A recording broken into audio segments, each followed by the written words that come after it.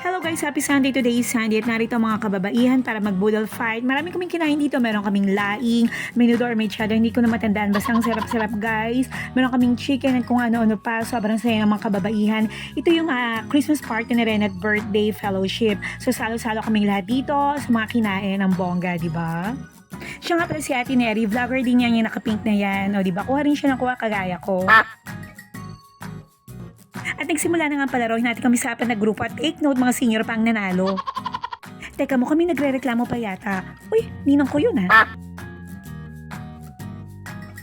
At syempre naman hindi mawawala ang paraffle sa party na ito. Bongga. The next day, Good morning. Today is...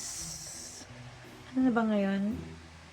Today is Monday. Monday, December 23 and time check tayo 10:50 ng umaga. Ako lang dito sa bahay yung mga bagets umuwi ng probinsya.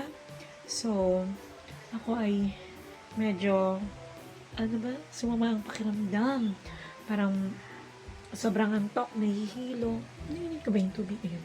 Inom tayo ng hot water. So, umuwi ng probinsya yung dalawa. First time nila magbiyahe. Magano muna ako. Muna tayo ng tubig. Magulong ating kabahayan. Magtutulog muna tayo. Magbabawi tayo ng tulog. Ilang days na lang at Pasko na. Sige, see you muna mamaya. Balikan ko kayo mamaya.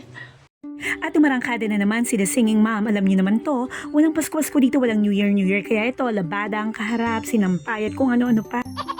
Tanggal dito, tanggal doon ng mga damit. Tingnan kung tuyo o basa pa.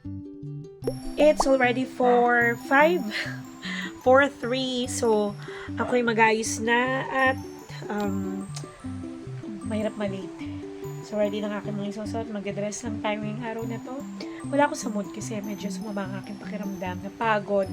Maraming naging ganap kahapon. Maghapon ako nasa labas ng bahay. So, napagod tayo and medyo pagod pa yung aking mata. So, maliligo na tayo and then mag-ayos-ayos na para hindi tayo malate papunta ng church. Yung aking mga alaga ay nakauwi na ng probinsya. Doon na sila. Kaya nag-enjoy na sila doon. Sige, balikan ko kayo mamaya guys. Ready na ako. Meron nga palang pa-contest dito sa church namin, mga kalalakihan, kababaihan at mga kabataan. Ito yung mga sayaw ng araw. Natapos na nga rin pala ang church Christmas party. Take note, kami ang nanalo. Kababaihan ang nanalo sa dance contest. Ang saya, di ba? the next day, Bahay na nga pala ako guys. At ito naman ang ating mga regalo. Di ba ang dami? Wala akong nahanap na baka kung saan napalagay. So ngayon ay 12:45 na and katatapos lang natin kumain kay na Mother Day. Hindi makatatapos mga siguro mga naka 15-30 minutes na tayo. So maglilinis na tayo ng katawan. Tomorrow is another day. Mamaya lang. So wala naman tayong ganap sa umaga. Ay meron. Kailangan kong maglaba ng damit at saka ready yung kailangan ko bumili ng mga regalo. So, punta tayo ng mall ng mga 10 o'clock para bili tayo ng gift, pamigay, pag-uwi ng probinsya on Christmas Day. So, susunduin na natin yung ating mga bagets ng araw na yan. So, babalikan ko kayo mamaya guys. Mag-ayos-ayos muna ako. December 24 na guys, time check, magti 10:30 na ng umaga.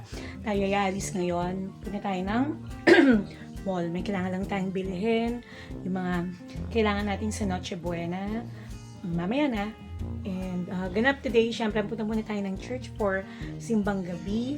And then after nun, dediretso tayo sa isang hotel kasama ang aking family.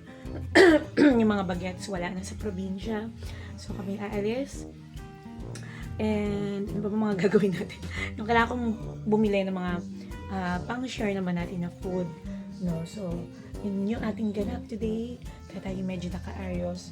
So, ano pa bang mga gagawin? Yun, tsaka yung mga dadalhin ko for tomorrow. Kasi uwi tayo ng probinsya bukas para dumalaw at sunduin na rin yung ating mga bagets. So, balikan ko kayo mamaya guys. Kailangan na nating umalis. the next day, So today is December 25 guys, Merry Christmas at narito ako sa aming bahay ngayon nagbabalot ng mga regalo. Wala ang aking mga bagets, nasa probinsya sila para doon naman ispan ang kanilang Pasko. Kagagaling nga lang pala namin sa isang hotel sa Manila at doon namin ispan ang Noche Buena kasama ng buong pamilya.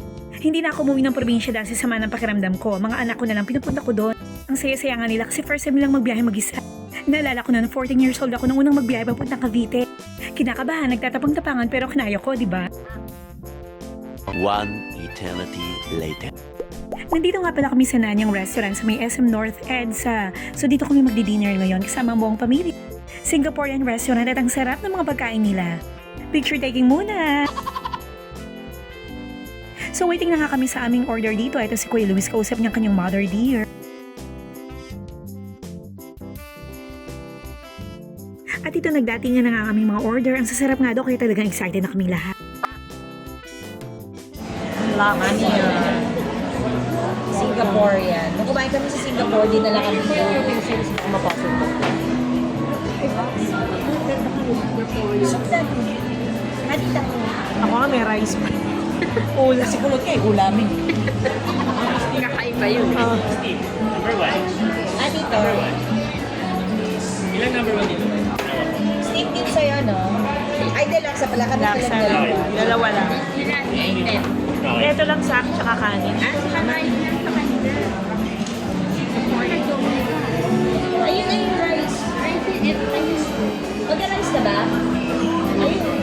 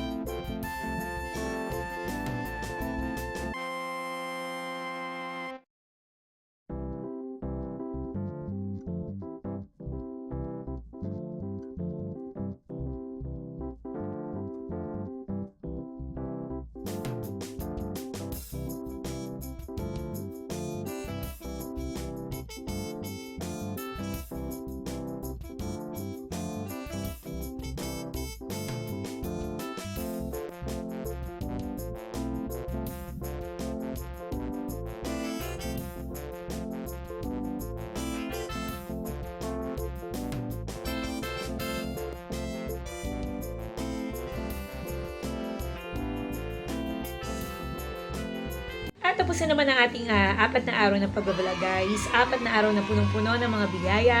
4 na araw na punong-puno ng mga pagpapala. Talaga nga namang Pasko na naman. Talaga mafe-feel mo na isang taon tayong binayaan ng ating Panginoong Diyos. Diba?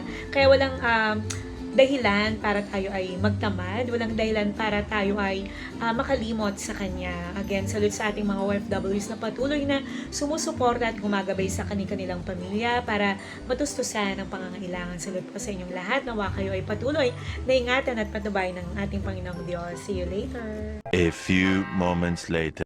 Hello guys, magandang gabi tayo nagbabalik sa The Singing Mom Tessam Slash. Po ay nanay ngayong gabi guys isang verse from Philippians 4:8 ang gusto kong i-share sa inyo at ang sabi dito, fix your thoughts on what is true and good and right.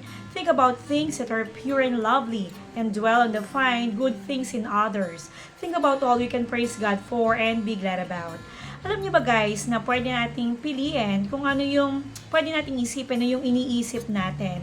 And whatever we think about good things or not so good things can make a big difference in our lives. Bakit?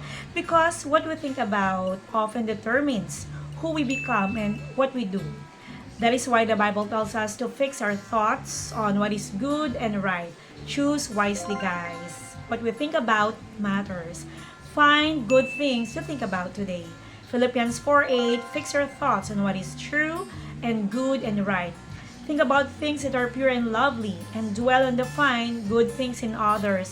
Think about all you can praise God for and be glad about. Thank you guys for your time. Thank you for watching The Singing Mom Tessam Slash. Po, see you again tomorrow for another day of vlogging. Good night.